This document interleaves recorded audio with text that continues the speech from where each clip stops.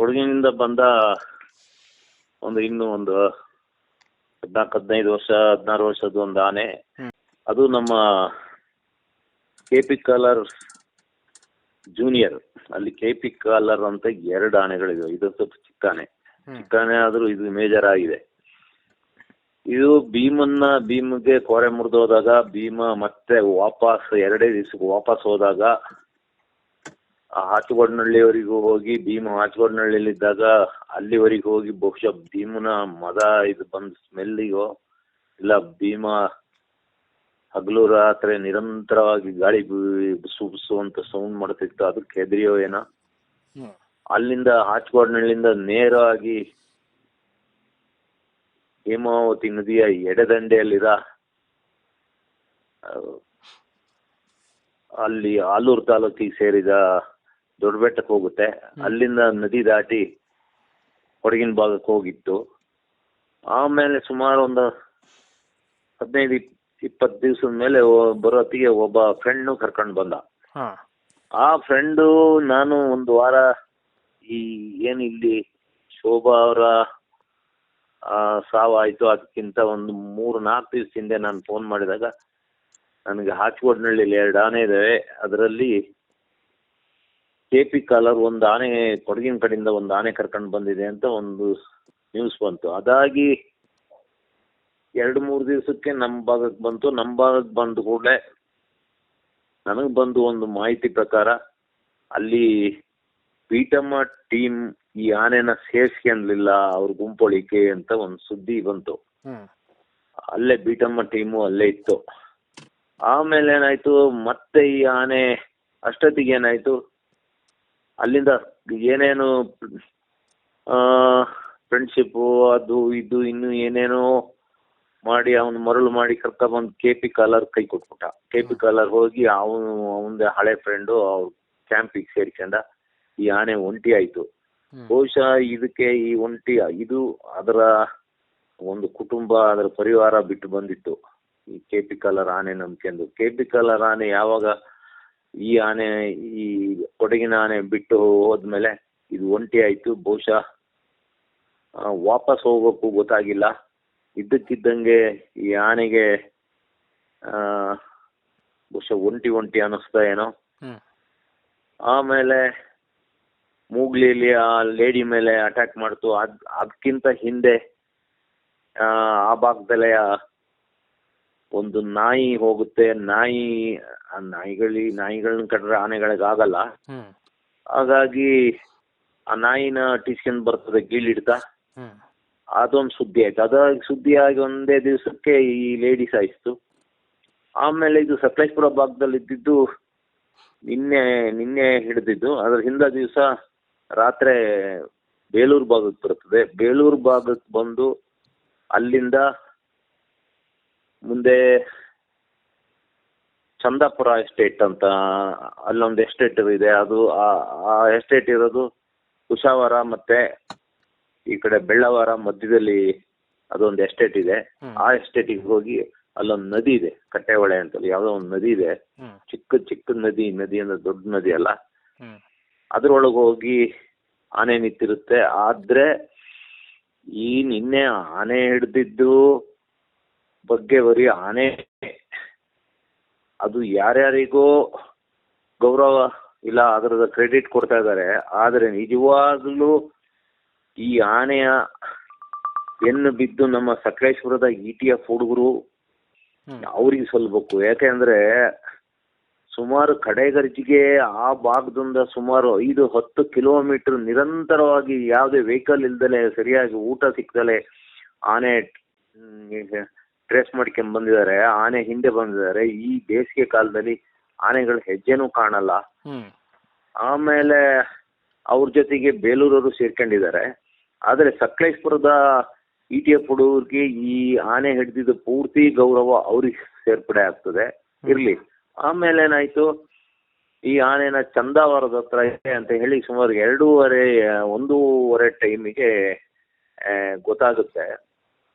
ಗೊತ್ತಾದ್ಮೇಲೆ ನಮ್ಮ ಸಾಕಾನೆಗಳೆಲ್ಲ ಇಲ್ಲಿ ಬೈರಾಪುರದ ಹತ್ರ ಇರ್ತವೆ. ಬೈರಾಪುರದ ಹತ್ರ ನಿಲ್ಸಿದ್ದು ಭಾರಿ ಒಳ್ಳೆ ಒಂದು ಒಂದು ಆಲೋಚನೆ ಅದು. ಅದೊಂದು ಒಳ್ಳೆ ಪ್ಲಾನ್ ಅದು. ಯಾಕೆಂದ್ರೆ ಅಲ್ಲಿ ಭೀಮ ಅಲ್ಲೇ ಹತ್ರದಲ್ಲಿದ್ದ. ಅಷ್ಟೇ ಅಲ್ಲ, ಭೀಮಗೆ ಮದ ಬಂದು ಈಗಾಗಲೇ 1.5-2 ತಿಂಗಳಾಗಿದೆ ಅಷ್ಟೇ.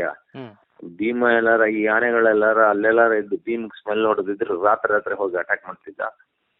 ಆಮೇಲೆ ಏನಾಯ್ತು, ಅಲ್ಲಿಂದ ಆನೆ ತರಿಸ್ಕೊಂಡ್ರು. ನಾವು ನಾವು ನೇರವಾಗಿ ನಾನು ಎಸ್ಟೇಟ್ ಒಳಗೆ ಹೋಗಿ ಆನೆ ಇರೋ ಹತ್ರಕ್ಕೆ ನಾನು ಹೋಗಿ ನಿಂತಿದ್ದೆ, ಒಂದು ಮರ ಹತ್ತಿ ನಿಂತಿದ್ದೆ. ಆಮೇಲೆ ಸುಮಾರು 4 ಗಂಟೆ ಆನೆಗಳನ್ನ ಸುಮಾರು ದೂರ ನಡ್ಸಿ ಬಂದರೆ ಸುತ್ತ ಬರ್ಬೇಕು ಅಂತ ಹೇಳಿ ಅಲ್ಲಿ ಬೆಳ್ಳವಾರದ ಹತ್ರ ಒಂದ್ ಕಡೆ ನಿಲ್ಸಿ ಅಲ್ಲಿಂದ ಆನೆ ನಡ್ಕೊಂಡು ಬಂದಿದ್ದಾವೆ.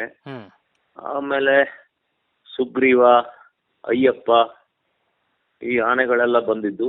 ಸುಗ್ರೀವ ಒಬ್ಬ ಬಲಿಷ್ಠವಾದ ಆನೆ, ಸುಮಾರು 6,000 kg ತೂಗ ಎತ್ತರದ ಆನೆ. ಆಮೇಲೆ ಸುಗ್ರೀವ ಆನೆ ಬಂದಿದ್ದು. ಸುಗ್ರೀವ ಆನೆ ಮೇಲೆ ಕುತ್ಕೊಂಡು ಹೋದ್ರು ಅಂತ ಕಾಣ್ತದೆ ಇವರು ರಮೇಶ್. ನನಗೆ ಅದು ಯಾರೋ ಒಂದು ಗೊತ್ತಾಗ್ಲಿಲ್ಲ. ಒಟ್ಟಾರೆ ನಾನು ಆ ಕಾಡ್ ಸೈಡ್ ಅಲ್ಲೇ ಇದ್ದೆ. ಅದ್ರೊಳಗೆ ಲಟ ಸೌಂಡ್ ಬರ್ತಾ ಇತ್ತು. ಡಾಟ್ ಮಾಡಿದ್ಮೇಲೆ ಈ ಆನೆ ಇದೇನು ಚಿಕ್ಕ ಆನೆ ಅಂತ ಏನಲ್ಲ. ಆಮೇಲೆ ಸುಗ್ರೀವನ ಹತ್ರ ಫೈಟಿಗೆ ಹೋಗ್ತದೆ. ಸುಗ್ರೀವನ ಒಂದು ಹೊಡೆದಿದ್ರೆ ಆನೆ ಅಲ್ಲಿಂದ ಆನೆ ಕತೆ ಮುಗ್ದು ಹೋಗ್ತಿತ್ತು. ಅದು ಅಲ್ಲಿಂದ ಮತ್ತೆ ಸುಗ್ರೀವ ಯಾವ ನುಗ್ಗಿ ಹೋಗ್ತಾನೆ. ಆಮೇಲೆ ಹೆದರಿ ಓಡುತ್ತೆ ಇದು. ಅಲ್ಲಿಂದ ಓಡಕ್ ಶುರು ಮಾಡಿದ್ದು. ಅಂದ್ರೆ ಅಲ್ಲಿ ಏನಾಯ್ತು ಅಂದ್ರೆ ಆ ಆನೆಗೆ ಯಾವ್ದೇ ಅಲ್ಲಿ ಇಂಜೆಕ್ಷನ್ ಕೊಟ್ಟಿರೋದು, ಅಂದ್ರೆ ಡಾಟ್ ಮಾಡಿರೋದು ಸೈಲಜಿನ್ ಹೊಡೆದಾರೆ. ಯಾಕೆಂದ್ರೆ ಅದೊಂದು ಒಳ್ಳೆ ಕೆಲಸ ಮಾಡಿರು. ಅದು ಅಷ್ಟು ದೂರ ಓಡ್ ಬಂದ್ರು ಪರವಾಗಿಲ್ಲ. ಯಾಕೆಂದ್ರೆ ಹೈಡೋಸ್ ಏನಾರ ಆಗಿ ಆ ಸಣ್ಣ ಆನೆ ಅದೇನು ಜಾಸ್ತಿ ಭಾರಿ ದೊಡ್ಡ ಆನೆ ಏನ ಅಲ್ಲಲ್ಲ, ಅದೇನು 1.5 ಇಲ್ಲ 2,500 kg ಇರ್ಬೋದು. ಅದೊಂದು ಒಳ್ಳೆ ಕೆಲಸ ಮಾಡಿರು. ಇಲ್ಲ ಬೇರೆ ಕೆಟಮಿನ್ ಅಂತ ಆಗ್ಲಿ ಎಟ್ರಾಪಿನ್ ಆಗ್ಲಿ ಅದಾರು ಹೊಡೆದಿದ್ರೆ ಏನಾರು ಹೈ ಡೋಸ್ ಆಗಿದ್ರೆ ಆನೆ ಸತ್ತೋಗೋ ಚಾನ್ಸ್ ಇರ್ತಿತ್ತು ಅಂತ ಹೇಳಿ ಮುಂದಾಲೋಚನೆ ಮಾಡಿ, ಅದರಲ್ಲೂ ನಮ್ಮ ಬೇಲೂರು ಎಸ್ ಎ ಮೋಹನ್ ಅವರ ಮುಂದಾಲೋಚನೆಯಿಂದ ಆಮೇಲೆ ಹೊಡೆದಾದ್ಮೇಲೆ ನಾನು ಮೊದ್ಲೇ ಹೇಳಿದ್ನಲ್ಲ, ಸುಗ್ರೀವನ್ ಮೇಲೆ ಅಟ್ಯಾಕ್ ಮಾಡಕ್ ಬಂತು. ಸುಗ್ರೀವನು ಹೊಡೆತಕ್ಕೆ ಸಿಕ್ಕಿಲ್ಲ. ಆನೆ ಅಲ್ಲಿವರೆಗೂ ಬರ್ತಿರ್ಲೇ ಇಲ್ಲ. ಅದಿರ್ಲಿ. ಆಮೇಲೆ ಅಲ್ಲಿಂದ ತಪ್ಪಿಸ್ಕೊಂಡು ಆನೆ ಓಡಕ್ ಶುರು ಮಾಡ್ತು. ಬಂದು ಸುಮಾರು ದೂರ ಬಂತು. ಅಲ್ಲಿ ಬೆಳ್ಳವಾರದ ಹತ್ರ ಬಂತು. ಬೆಳ್ಳವಾರದಿಂದ ಅಲ್ಲಿ ಇಡೀ ಓಪನ್ ಜಾಗದಲ್ಲಿ ಅಷ್ಟೊತ್ತಿಗೆ ಇಡೀ ಜನಗಳೆಲ್ಲ ಬಂದು ಹೆಚ್ಚು ಕಡಿಮೆ ಒಂದು 300-400 ಜನಗಳೆಲ್ಲ ನೋಡಿರು. ಎಲ್ಲರೂ ಖುಷಿ ಪಟ್ಟರು. ಅಲ್ಲಿಂದ ಆನೆ ಮುಂದುವರಿಯಕ್ಕೆ ಶುರು ಮಾಡ್ತು. ಅದ್ರ ಮಧ್ಯದಲ್ಲಿ ಮತ್ತೊಂದು ಡಾಟ್ ಮಾಡಿರು. 2 ಡಾಟ್ ಮಾಡಿರು. ಆನೆ ಬೀಳಲಿಲ್ಲ. ಲಾಸ್ಟಿಗೆ ಡೋಲುನ ಮನೆ ಅಂತ ಆ ಭಾಗದಲ್ಲಿ ಬಂದು ಆನೆ ಸುಸ್ತಾಗಿ ನಿಂತ್ಕಂತು. ಆಮೇಲೆ ನಮ್ಮ ಎಲ್ಲಾ ಆನೆಗಳು ಈ ಕಾರ್ಯಾಚರಣೆ ಹೊಸ್ತು. ಏಕಲವ್ಯನು ಬಂದಿರ್ಲಿಲ್ಲ. ಆದ್ರೂ ಒಳ್ಳೇದಾಯ್ತು. ಯಾಕೆಂದ್ರೆ ಇನ್ನು ಮುಂದೆ ಒಂದು ಸಮರ್ಥ ಒಂದು ಟೀಮ್ ಕಟ್ಟಬೇಕಾಗ್ತದೆ. ಮುಂದೆ ಆನೆಗಳದ್ದು ಈ ಹಿಂದೆ ಏನಾಯ್ತು ಆದ್ರೆ ಏನೇನೋ ಆಯ್ತು. ಆದ್ರೆ ಮುಂದೆ ಇನ್ನೂ ಕರ್ನಾಟಕದಲ್ಲಿ ಆನೆಗಳ ಹಾವಳಿ ಇನ್ನೂ ಜಾಸ್ತಿ ಆಗ್ಬೋದು. ಆನೆಗಳ ಹಾವಳಿ ಅನ್ನಕ್ಕಿಂತ ಅದಕ್ಕೆ ಅದು ಆನೆಗಳ ಹಾವಳಿ ಅನ್ನಕ್ಕೆ ಆನೆಗಳ ಜಾಗ ಪೂರ್ತಿ ಎಲ್ಲ ಒತ್ತುವರಿ ಆಗಿದೆ. ಆನೆಗಳದ್ದು ಕಾರಿಡಾರ್ ಎಲ್ಲ ಕಟ್ಟಾಗಿದೆ. ವಾಸಸ್ಥಾನ ಎಲ್ಲ ನಿರ್ನಾಮ ಆಗಿ ಹೋಗಿದೆ. ಹಂಗಾಗಿ ಆನೆಗಳು ಅವರ ಪೂರ್ವಿಕರ ಜಾಗಕ್ಕೆ ವಾಪಸ್ ಬರ್ತಾ ಇದಾವೆ. ಹಾಗಾಗಿ ಅವುಗಳನ್ನ ಹಿಡಿಯಕ್ಕೋ ಇಲ್ಲ ಬೇರೆ ಕಡೆಗೆ ಶಿಫ್ಟ್ ಮಾಡಕ್ಕೆ ಒಂದು ಸಮರ್ಥ ಟೀಮ್ ಬೇಕು. ಆ ಟೀಮಿಗೆ ಸುಗ್ರೀವ ಬಲಿಷ್ಠವಾದ ಆನೆ. ಈಗಾಗಲೇ 6,000 kg ಇರೋ ಅಂತ ಸುಗ್ರೀವ ಬಂದಿದ್ದು ಒಳ್ಳೇದಾಯ್ತು. ಆ ಆನೆಗಳಿಗೆಲ್ಲ ಒಂದು ಅನುಭವ ಆದಂಗಾಯ್ತು. ಅದೊಂದು ಫೈಟ್ ಮಾಡಕ್ ಬಂದಿದ್ಬಿಟ್ರೆ ರಾತ್ರಿ ಏನು ಅದ್ರಲ್ಲೂ ಭಾರಿ ಕಷ್ಟ ಇತ್ತು. ಅಷ್ಟು ಸುಲಭ ಅಲ್ಲ. ಒಂದು ಕಾಫಿ ತೋಟದೊಳಗೆ ಅದು ಏನು ಲೈಟ್ ಇಲ್ಲ, ಯಾವುದೇ ವ್ಯವಸ್ಥೆಗಳಿಲ್ಲ. ಯಾರೋ ಲೋಕಲ್ ತಂದು ಕೊಟ್ಟ ಲೈಟ್ ಬೆಳಕಲ್ಲೇ ಕಟ್ಟಿ ಆಮೇಲೆ ಅದನ್ನ ಎಳ್ಕ ಬಂದಿದ್ದು. ಅದೊಂದು ಚಿಕ್ಕಾನೆ ಆಗತ್ತಿಗೆ ಆಯ್ತು. ಅದು ಒಂದು ಭಾರಿ ದೊಡ್ಡ ಆನೆ ಆಗಿದ್ರೆ ನೆನ್ನೆ ಫುಲ್ಲು ಅಲ್ಲೇ ಏನಾರ ಕಟ್ಟಿ ಹಾಕಿ ಮರಕ್ಕೆ ಇವತ್ತು ಬೆಳಿಗ್ಗೆ ಏನಾರ ಲಾರಿ ಹತ್ಸ್ಬೇಕಿತ್ತು. ಅಂತೂ ಎಲ್ಲವೂ ಪ್ಲ್ಯಾಂಡ್ ಆಗಿ ಆಯಿತು, ಎಲ್ಲವೂ ಸರಿ ಆಯಿತು, ಚೆನ್ನಾಗಾಯಿತು. ಈ ಆನೆನ ಇನ್ನೂ ಬಿಟ್ಟಿದ್ರೆ ಈಗಾಗಲೇ ಇದು ಒಬ್ಬ ಮನುಷ್ಯರನ್ನ ವೀಕ್ನೆಸ್ ಏನು ಅಂತ ಗೊತ್ತಾಗಿ ಹೋಗಿತ್ತು ಇದಕ್ಕೆ. ಇನ್ನು ಪದೇ ಪದೇ ದಾಳಿಗಳು ನಡೀತಿದ್ದು ಇದು ಈ ಆನೆ ಉಳಿದಿದ್ರೆ. ಆಮೇಲೆ ಮತ್ತೊಂದು ಅಂದ್ರೆ ಇಷ್ಟು ದಿನ ಕಾರ್ಯಾಚರಣೆಯಲ್ಲಿ ಕರೆಕ್ಟಾಗಿ ಒಂದು ಮನುಷ್ಯರು ಸಾಯಿಸಿದ್ದ ಇಲ್ಲ ಹಿಡಿಬೇಕು ಅಂದಿದ್ದ ಆನೆನೇ ಹಿಡಿದಿದ್ದು ಇದೇ ಫಸ್ಟ್ ಟೈಮ್. ಅಂದ್ರೆ ಸುಮಾರು ಆಗಿದಾವೆ, ಆದ್ರೆ ಇದು ನಿನ್ನೆ ಕಾರ್ಯಾಚರಣೆ ಬಗ್ಗೆ ನಮ್ಗೆಲ್ಲ ಎಲ್ಲರಿಗೂ ಅಲ್ಲಿ ಲೋಕಲರ್ಗೆ ಎಲ್ಲರಿಗೂ ಖುಷಿಯಾಗಿದೆ ಅರಣ್ಯ ಇಲಾಖೆ ಮೇಲೆ. ಆದ್ರೆ ಈ ಆನೆನ ಯಾರು ಏನು ಮಾತಾಡಿದ್ರು, ಈ ಆನೆನ ಹುಡುಕಿದ್ದು ನಮ್ಮ ETF ಹುಡುಗರು ಸಕಲೇಶ್ಪುರ ಮತ್ತೆ ಬೇಲೂರು ಭಾಗದವರು. ಈ ಆನೆ ಹಿಡಿದ ಏನೋ ಯಶಸ್ಸು ಗೌರವ ಏನಿದ್ರು ಅವ್ರುಗಳಿಗೆ ಸೇರ್ಬೇಕು. ಆ ಹುಡುಗರುಗಳು ಅಷ್ಟು ದೂರ ಅವರು ಸುಮಾರು 10-15 ಕಿಲೋಮೀಟರ್ ನಡೆದಿದ್ದಾರೆ. ನಿನ್ನೆ ಕಡೆಗರ್ಜಿಗೆ ಆ ಭಾಗದಿಂದ ನಡ್ಕೊಂಡ್ ಬಂದಾರೆ. ಅದು ಮಳೆಗಾಲದಲ್ಲಿ ಆನೆಗಳ ಹೆಜ್ಜೆ ಸಿಕ್ಕದೇ ಕಷ್ಟ. ಬೇಸಿಗೆಯಲ್ಲಿ ಅದನ್ನ ಹುಡ್ಕೊಂಡ್ ಬಂದ್ರು ಅಂದ್ರೆ ಅದೊಂದು ದೊಡ್ಡ ಗ್ರೇಟ್ ಅದು. ಅಂತೂ ಒಂದು ಆನೆ ಹಿಡಿದು ಎಲ್ಲರಿಗೂ ಜನಗಳಿಗೂ ಖುಷಿಯಾಗಿದೆ. ಭೀಮಣ್ಣ ಕಂಡ್ರೆ ಅಂದ್ರೆ ನಾವು ಹಿಂದೆಲ್ಲ ಒಬ್ಬ ಸಮರ್ಥ ಸಚಿವರಾಗಿದ್ರು, ಲೀಡರ್ ಆಗಿದ್ರು. ಅವ್ರನ್ನ ಹಿಂದೆ ನಾವು ಅವ್ರ ಬಗ್ಗೆ ಪೇಪರಲ್ಲೆಲ್ಲ ಓದ್ತಿದ್ದು. ನಾನು ಈಗ ರಾಜಕೀಯ ಮಾತಾಡಕ್ ಬಂದಿದ್ದೆ ಯಾಕೆಂದ್ರೆ ನಮ್ಮ ಅರಣ್ಯ ಮಂತ್ರಿಯವರ ತಂದೆ ಅಲ್ಲ, ಹಾಗಾಗಿ ಹೇಳ್ತಾ ಇರೋದು. ಹಾಗಾಗಿ ಅವ್ರ ಬಗ್ಗೆ ಎಲ್ಲರ ಬಗ್ಗೆ ಜನಗಳಿಗೆ ಒಳ್ಳೆ ಅಭಿಪ್ರಾಯ ಬಂದಿದೆ. ನಾನು ನಿನ್ನೆ ಚೀಕನಹಳ್ಳಿ ಆ ಭಾಗ ಅಲ್ಲೆಲ್ಲ ಬರತ್ತಿಗೆ ಎಲ್ಲ ಜನ ಎಲ್ಲ ಸಿಕ್ಕಿರು, ನಂಗೆ 100 ಜನ ಎಲ್ಲ ಸಿಕ್ಕಿದಾಗ ಎಲ್ಲರೂ ಹೇಳ್ತಿದ್ರು, ಒಳ್ಳೆ ಕೆಲಸ ಮಾಡಿದ್ರು ಅರಣ್ಯ ಇಲಾಖೆಯವರು, ಇದೊಂದಾರ ಮಾಡಿರಲ್ಲ ಅಂತಿದ್ರು. ಆನೆಗಳನ್ನ ಹೊರಗಡೆ ಬಿಡಬಾರ್ದು, ಬಿಟ್ರೆ ಅಲ್ಲೂ ಹೋಗಿ ಅಲ್ಲೂ ಇರೋದು ಮನುಷ್ಯರು ತಾನೆ, ಅಲ್ಲಿಯೂ ಅಟ್ಯಾಕ್ ಮಾಡ್ತವೆ. ಮನುಷ್ಯರು ಸಾಯಿಸೋ ಆನೆಗಳನ್ನ ಅದಕ್ಕೆ ಅವುಗಳಿಗೆ ಒಳ್ಳೆ ತರಬೇತಿ ಕೊಟ್ರೆ ಒಳ್ಳೆ ಆನೆಗಳಾಗ್ತವೆ. ಅದು ಇನ್ನೂ ಒಂದು 14-15 ವರ್ಷದ ಆನೆ, ಅದು ಇನ್ನೂ ಮೇಜರ್ ಆಗಿಲ್ಲ.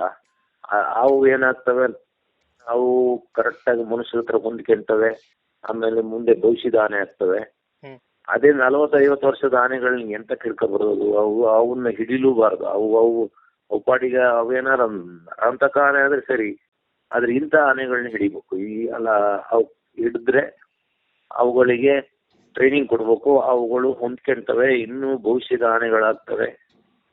ಅದು ಒಳ್ಳೇದಾಯ್ತು ಅದಕ್ಕೆ ಕ್ರಾಲಿಗೆ ಹಾಕಿದ್ದು. ಹಿಂದೆ ಆಗಿದೆ, ಕೆಲವೆಲ್ಲ ಆಗಿದಾವೆ. ಕೆಲವು ಟೈಮ್ ರಾತ್ರಿ ಜಾಸ್ತಿ ಇದಾಗಿ ಮರಕ್ಕೆ ಸರ್ಪ್ಲೆ ಹಾಕಿ ಕಟ್ಟಿ ಬೆಳಿಗ್ಗೆ ತುಮ್ಕೆ ಹೋಗಿರೋದು ಉಂಟು. ಹಿಂದೆ ಇನ್ನು ಆ ಸೈಡು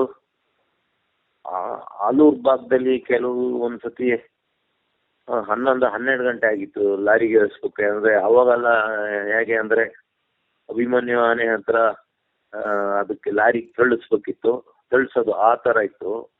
ಆ ರೀತಿ ಇರೋದ್ರಿಂದ ಸುಮಾರು ಲೇಟ್ ಆಗಿತ್ತು. ಆದ್ರೆ ಈಗ ಇತ್ತೀಚಿನ ಇದರಲ್ಲಿ ಈ ಭಾಗದಲ್ಲಿ, ಬೇಲೂರು ಭಾಗದಲ್ಲಿ ಬಹುಶಃ ಇದೇ ಫಸ್ಟ್ ಇರ್ಬೇಕು. ಕತ್ಲೆ ಆದ್ಮೇಲೆ ಲಾರಿಗೆ ಆನೆ ಲೋಡ್ ಮಾಡಿದ್ದು. ಮತ್ತು ನಿನ್ನೆ ಚೆನ್ನಾಗಿತ್ತು, ಎಲ್ಲ ಸರಿ ಆಯ್ತು. ಜನಗಳಿಗೂ ಖುಷಿಯಾಗಿದೆ. ಜನಗಳು ಒಂದ್ ಸ್ವಲ್ಪ ನೆಮ್ಮದಿಯ ಒಂಥರ ನಿಟ್ಟುಸಿರು ಬಿಟ್ಟಿದ್ದಾರೆ.